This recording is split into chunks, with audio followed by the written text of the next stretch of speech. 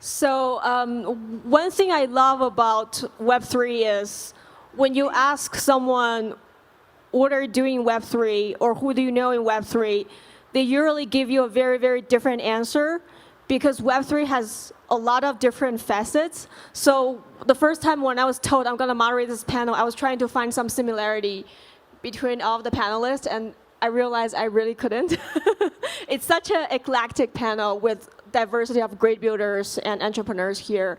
So the title of this panel is Web3 Circles. So can each of you introduce yourself, the stuff you're building, and also maybe give a 1 or 2 sentences of which circle in Web3 you identified to be associated with? So I guess I'll start with David.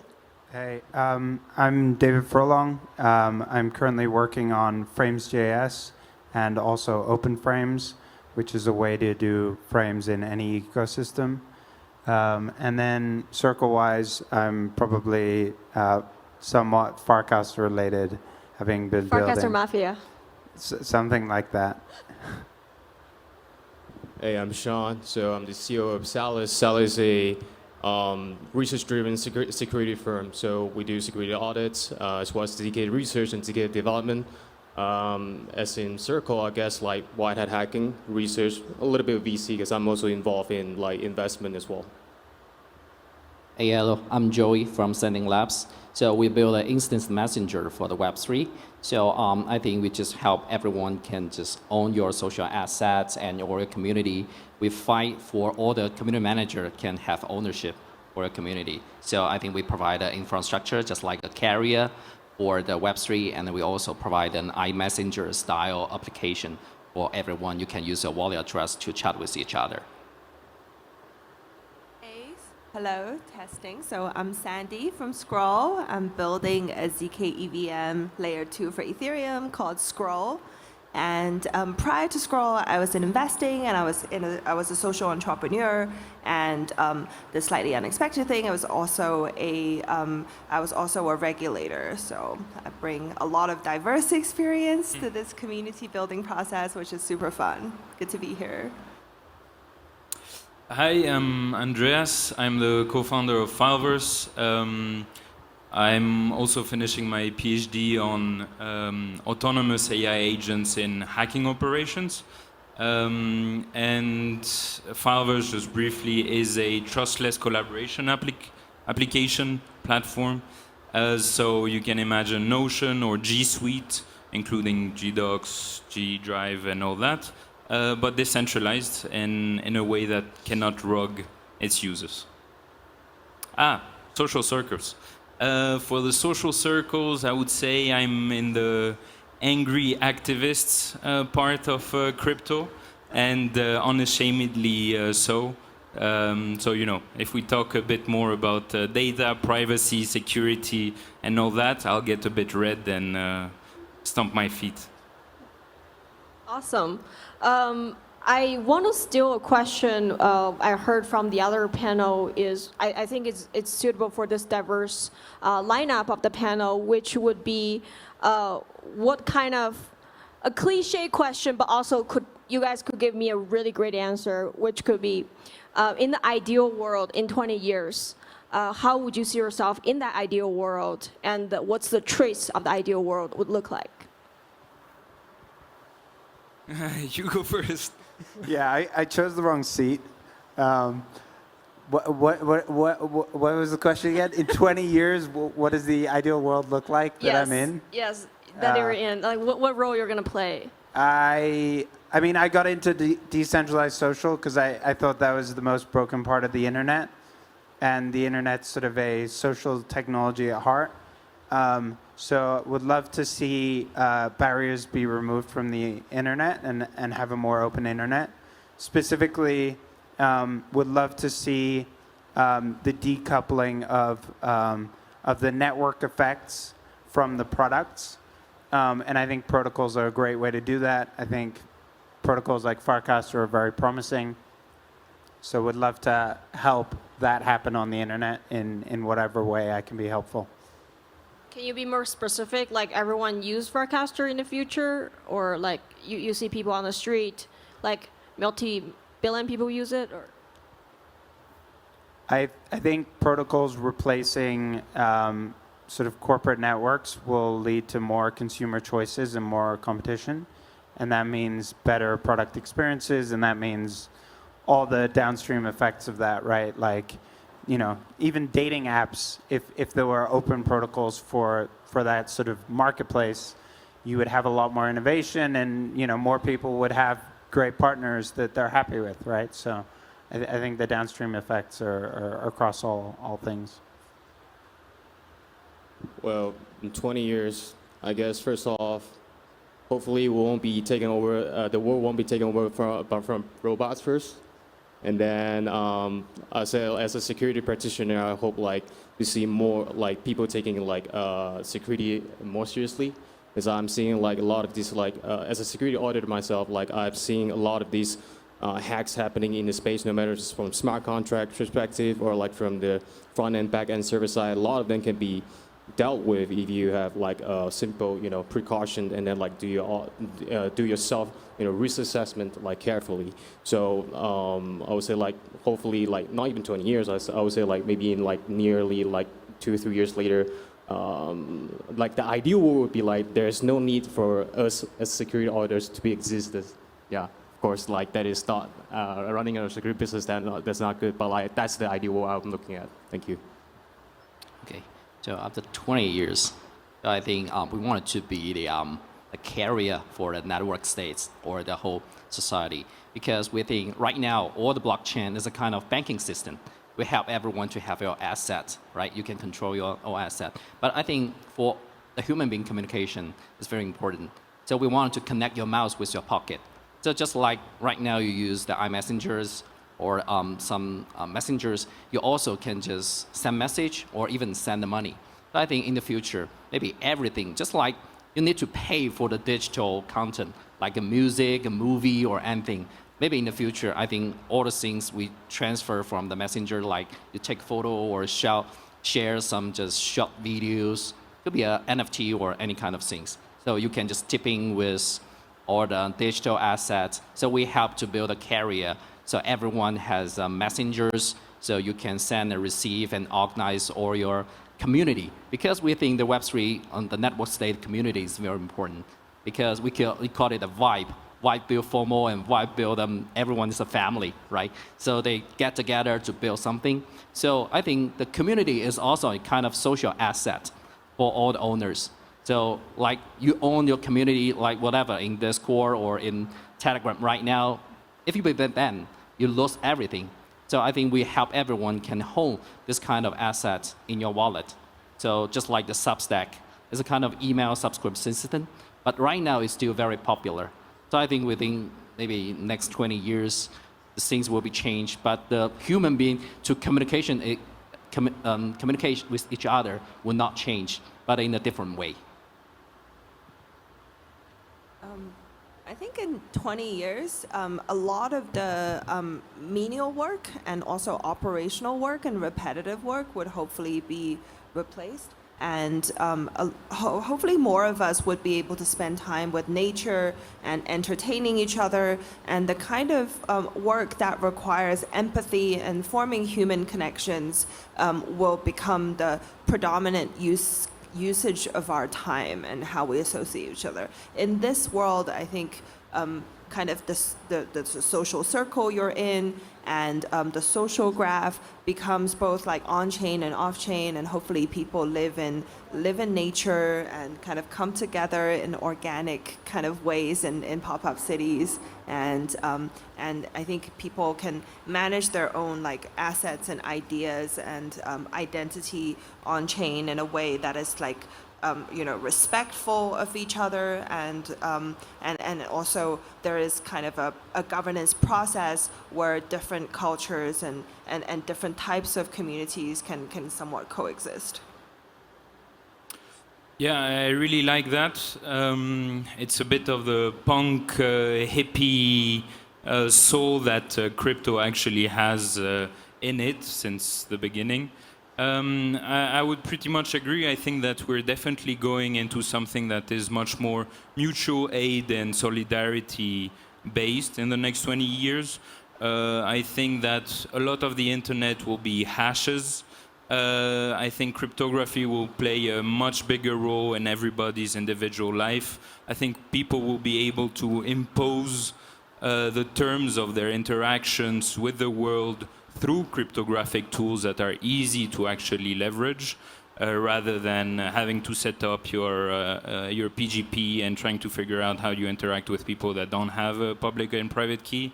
I think that a lot of the AI work that we're seeing today is probably going to be invalidated in a few years. I don't think that we're going to continue with add as much compute and data and parameters as you can in a model, and it will figure out some world model. So I think that we'll go into maybe something that is much more efficient. I think that people will walk around with a good set of cryptographic tools and AI agents that are personalized to their needs and things like that. I also agree with you that it will be a lot more protocols on the internet, open protocols, rather than big corporations that can just randomly decide to take away your right to your own personal data, to your bank account, to all those things. So yeah, I definitely think that it will be a bit more of a free world where your identity is naturally extended into the internet. Yeah. Really appreciate the answers, and I actually want everyone to give some hot takes. How many of you have Farcaster here? I think a lot. Raise your hand if you have Farcaster.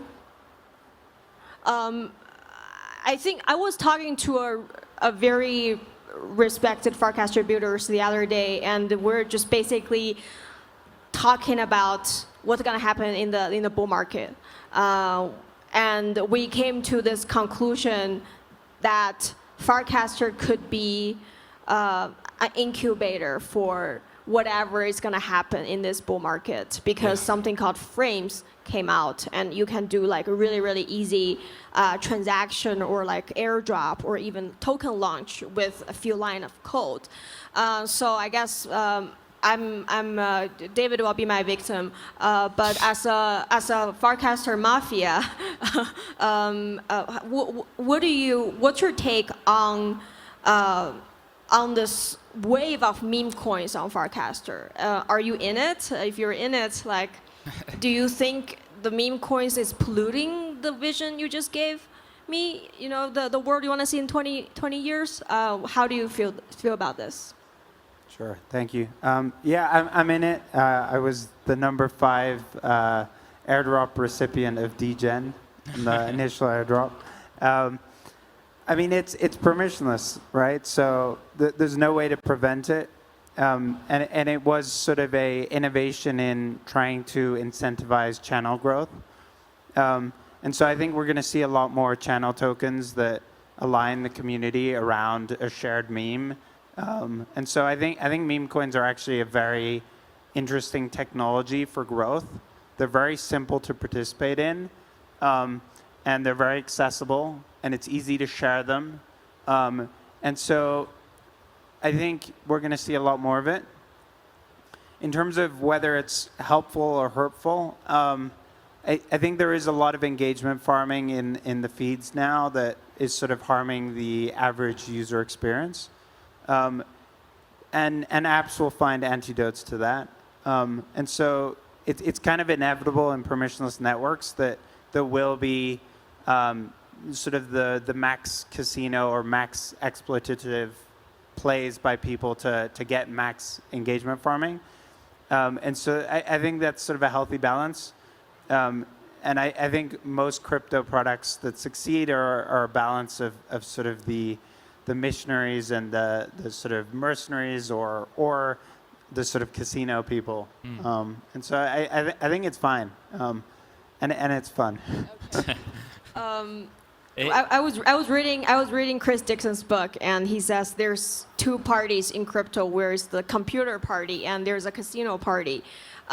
But I think this division is probably a very confusing one and misleading one because I see you as a computer person and a casino person at the same time. Maybe like everyone in this place coming to Denver, we're also embodied those two features.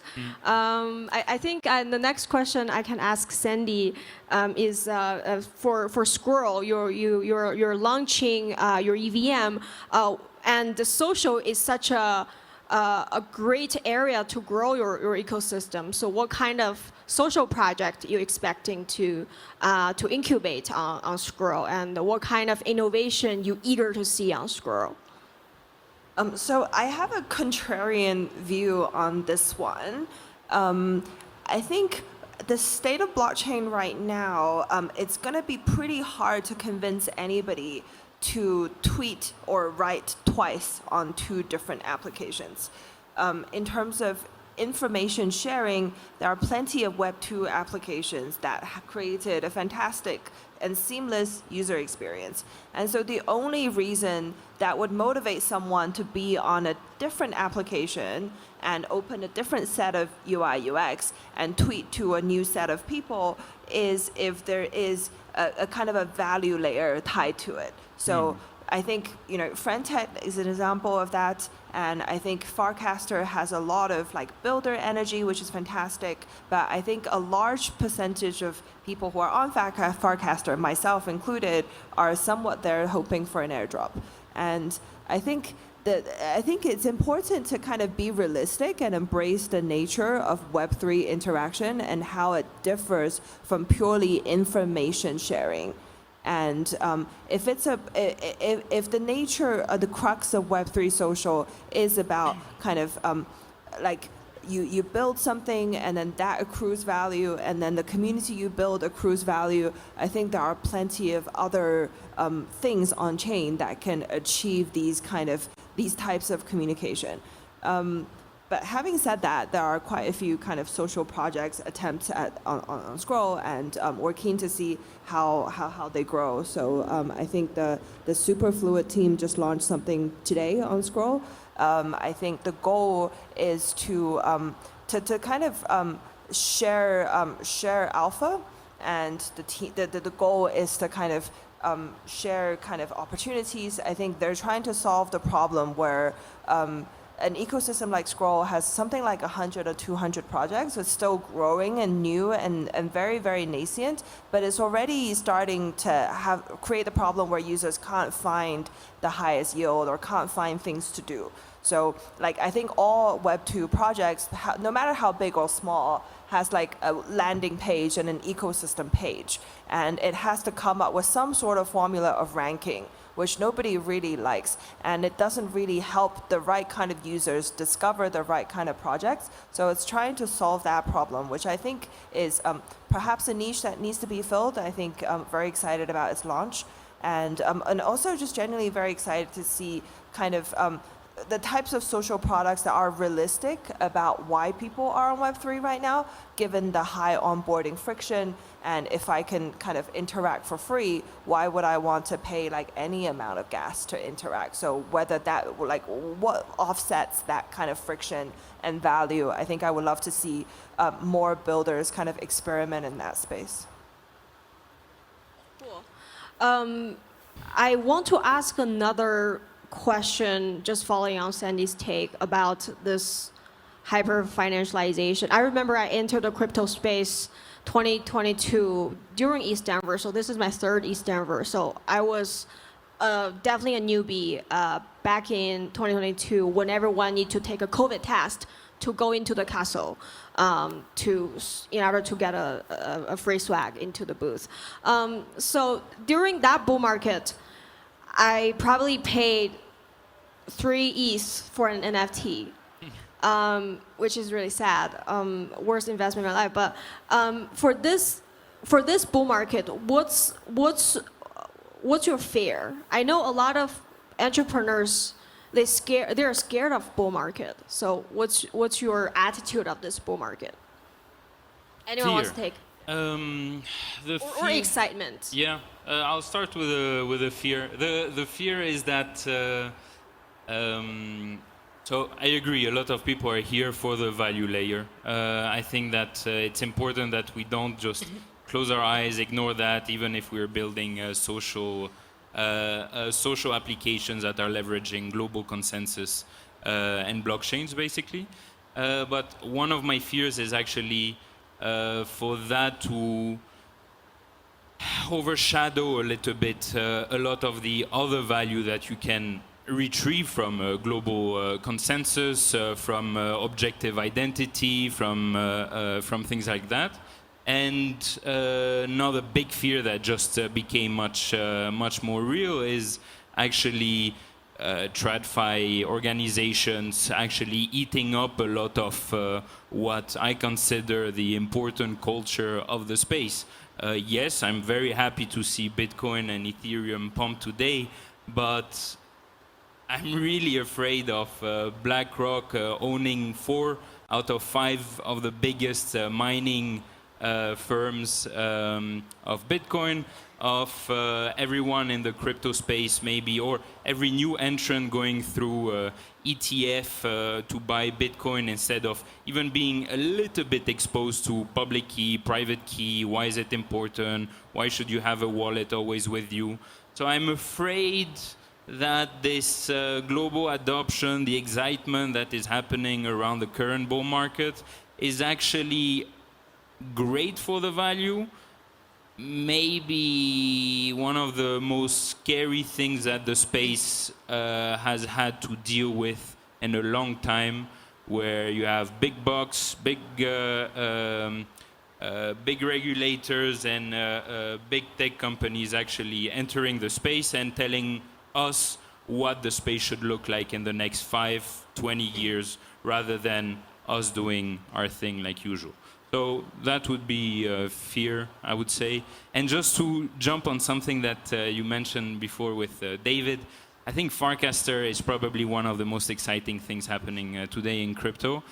For one simple reason, it's, to me, or at least maybe it's a simplistic analogy, but it feels like what happened in 2020 in the bull market with everybody being excited with the composability of DeFi protocols. You first had the Compound, then you had the, so first Maker, then Compound, then Yearn, then a bunch of sushis and stuff like that. And I see that happening right now with the social side of crypto, where a user on Farcaster can also be a user on Fileverse simultaneously. Why? Because, you know, it leverages a smart contract of Fileverse, but the person stays where they want to be, which is on their Farcaster feed.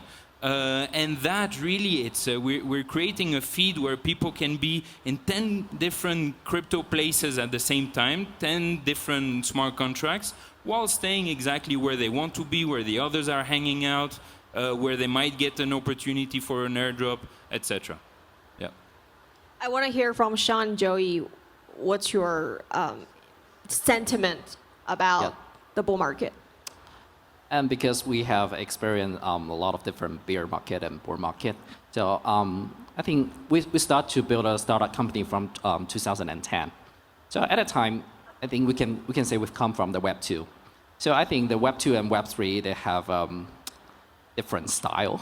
So first things, you know, in the previous region, and everyone say, I wanted to change the world, I wanted to build something.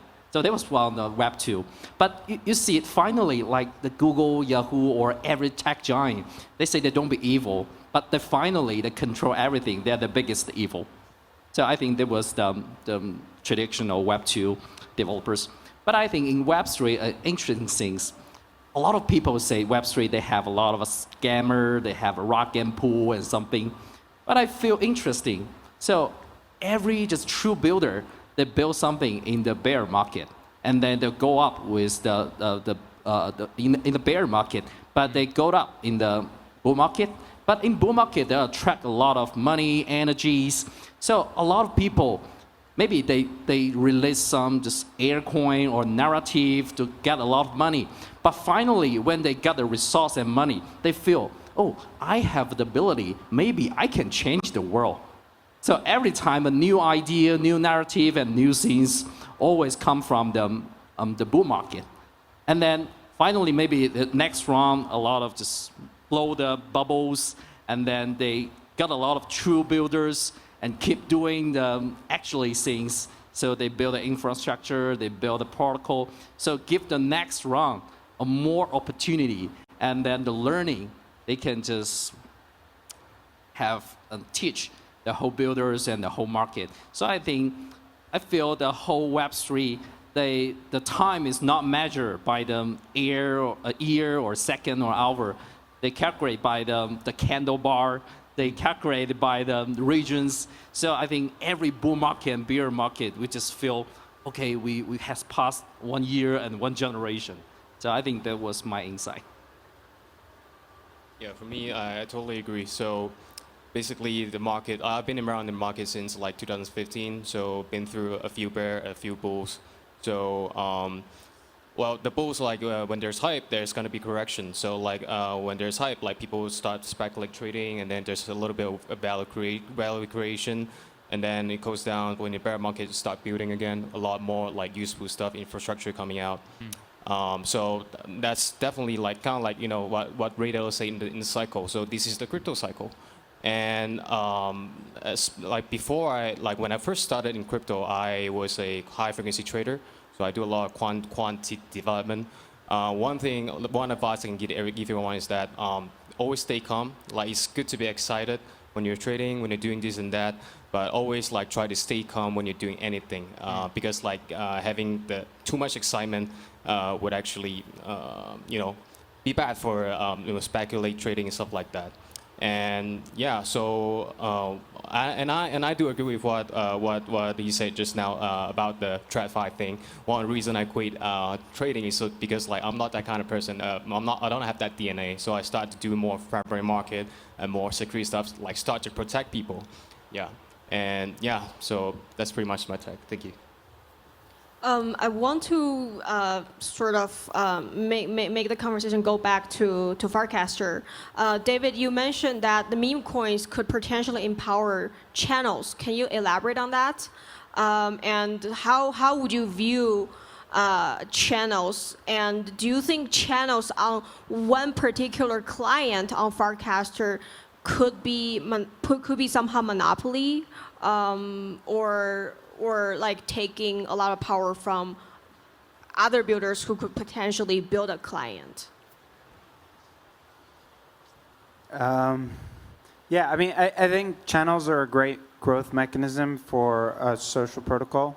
So they kind of split up the feed into a bunch of sub-communities that each can have their own culture, their own sort of like key people that are pushing it forward, that are popular in that ecosystem. And that's also the way in which Farcaster could reach a non-crypto audience without them having to be exposed to crypto, right? You could create an app where all the crypto stuff is just hidden, and you only see the food channel and the fitness channel and all the other channels that are non-crypto related. And then I think tokens are just a great way to align the community, right? Like,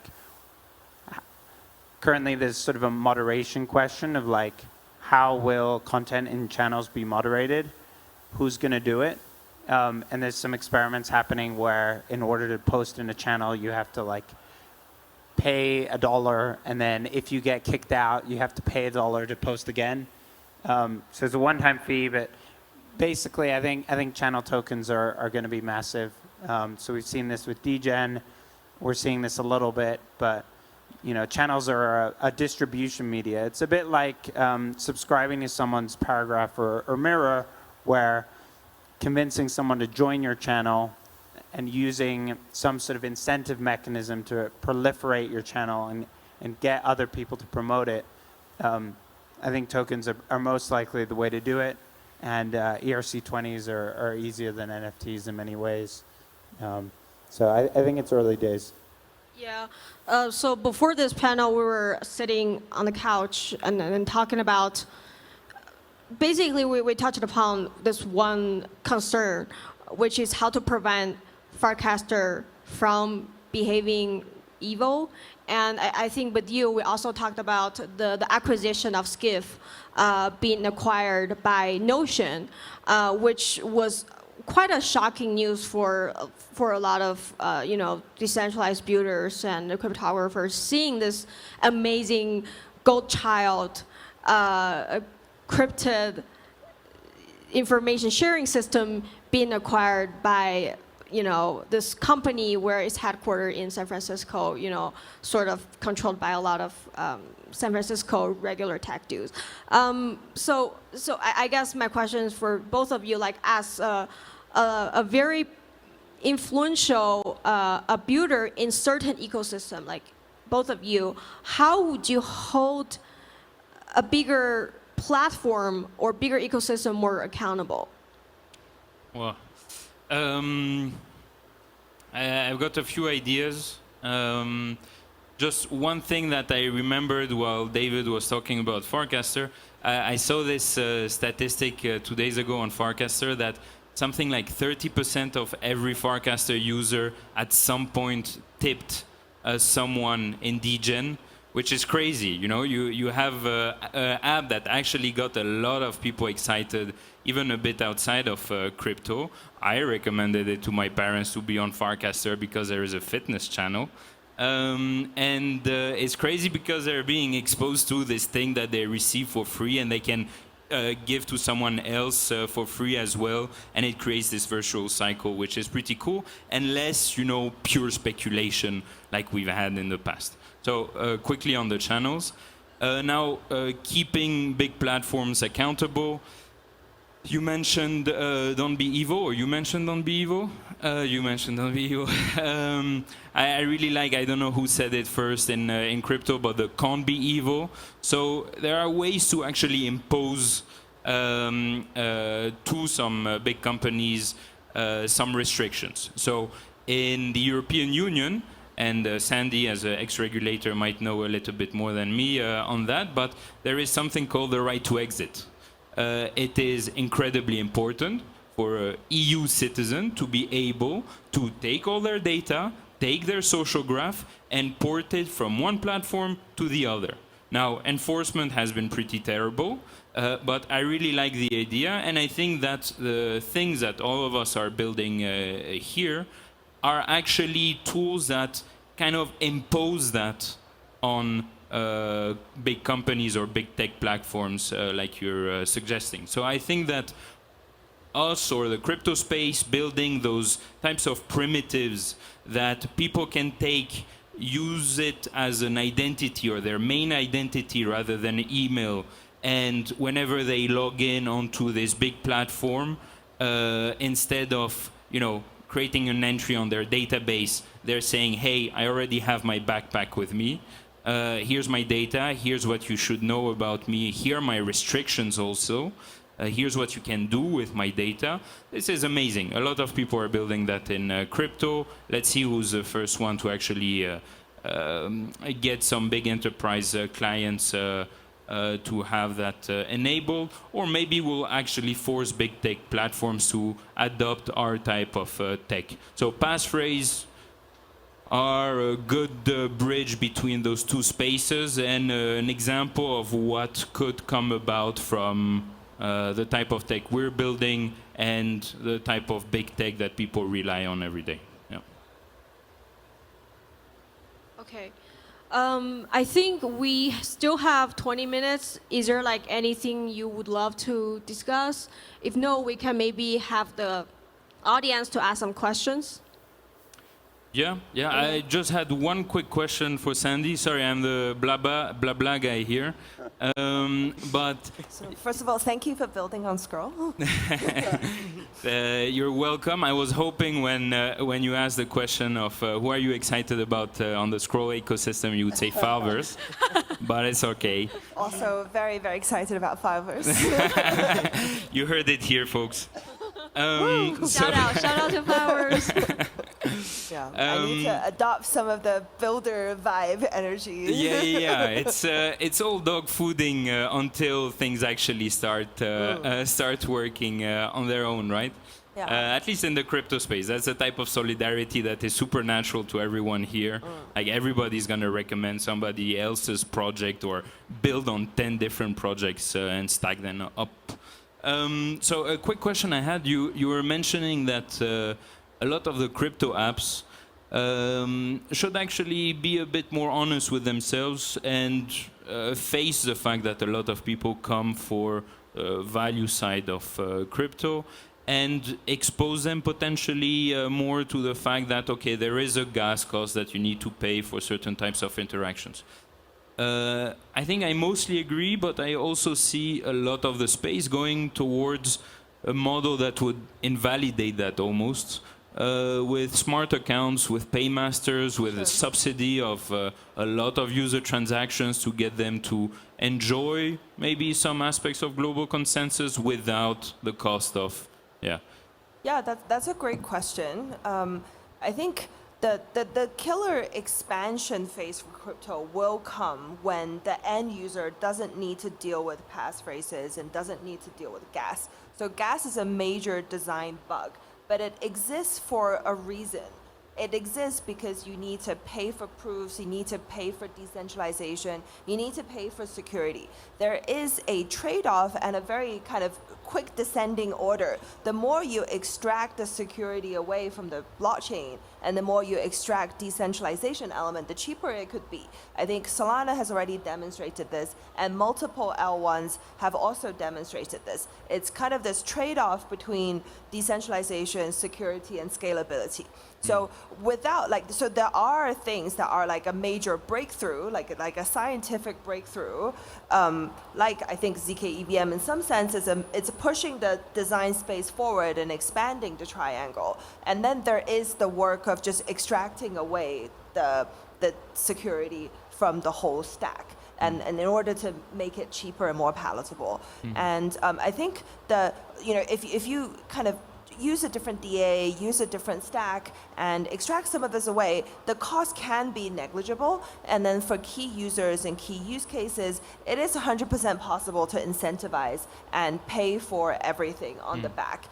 And but I think with all of these trade-offs, there is you do pay for it eventually. There's no such thing as like free things in the world. So when you question like where's the product and why am I getting this for free, this is the same reason why like Web2 has happened. Like if you don't know like who's paying, then you're the product. You're the food. yeah.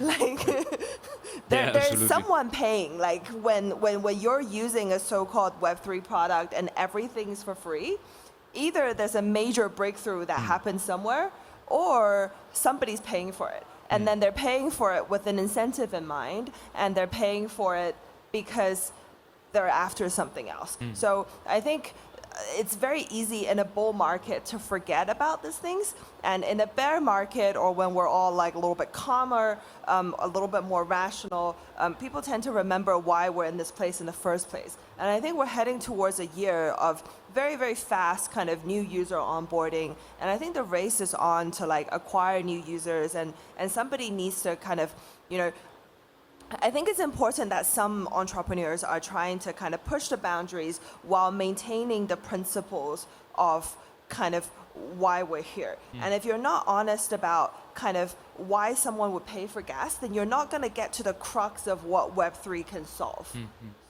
So I would very much like to forget about the gas problem. It's our #1 complaint in the community. Everyone thinks it could be cheaper, and we're working as hard as we could to make everything cheaper. And there's a roadmap to get to 10x, 100x cheaper through like optimization and optimizing different sides of the stack. But if you're compromising security, then I think there is a responsibility in terms of, then it's like a very different product. Okay, I love it. Thank you. Well, now I have a question for you. What's the most exciting thing for you about Scroll? There are a few things actually. First of all is the team. I think that I'm not trying to be a kiss ass here. Feel free. Love it. But I've met a few people from the team. I think so. Last year was my first ETHDenver. And the Scroll booth was buzzing. and it was really cool because I was having completely different conversations that I was having in most of the conference, mainly for one thing, and I'm very biased. They were telling me about privacy. And this is something that's super core to what Fileverse is building. So it's not something you hear enough of, I would say, in crypto generally, for understandable reasons. So I know that it is on their mind. I don't know yet what's coming maybe at the blockchain layer for that, but it is something that I'm quite excited about. The second is the scalability of ZK EVMs, as I understand them, means that the more users you have, the further the costs will drop actually for those users and the gas costs and all that. At least this is how Validium-based blockchains work. This is something super exciting for us because when you're not a financial application and your users don't come just like 6 times a week to do a swap, and they actually come 50 times a day to send a document to someone, to do an edit on a collab doc or whatever, you need more transactions and transactions that can actually be bundled together, that can maybe be represented through some attestations, that can be more efficient, etc. So Scroll is a great place to test a lot of those things. But yeah, it's still an open question on which blockchain layer is ideal for social applications, I would say. Yeah. I see. Thanks for the answer. Do you have?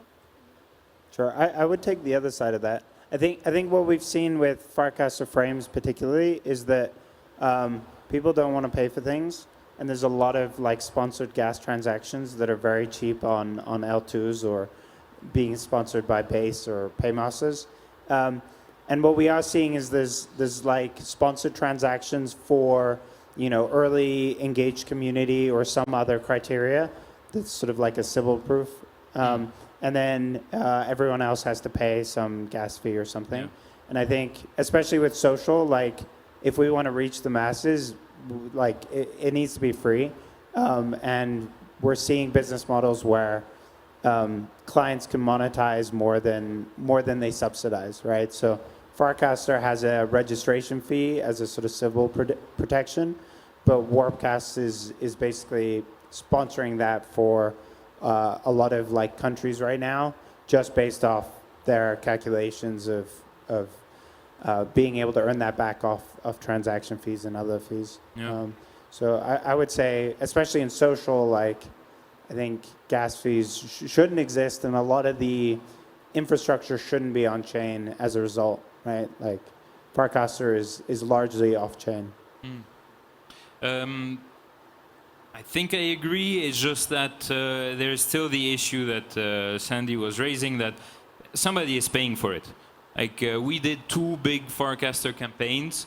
We had over like almost 10K transactions, 4,000 unique minters, and we took the cost. And then we were very happy to get an email by the base team, hey, do you want to actually take our money to subsidize what you just did? Which is great. It is 15 pages of bureaucratic paperwork to get 0.2 ETH though. So there is a cost. Somebody is paying that cost. No shade to the base team. Thank you for subsidizing this. It's just, there are hidden costs here and there, and yeah, I'm not sure how much of it should be hidden because it hides some part of incentives, hidden biases, hidden objectives, stuff like that. So there is a fine line there somewhere. I'm not sure where it is. Yeah. Okay, let's open the floor to the audience. Anyone has questions for our extraordinary panelists? I guess everyone's just hungry. Who's hungry here? Okay, let's give a round of applause to our panelists. And thank you for their great answers. And now we can head to dinner. Thank you. Thanks.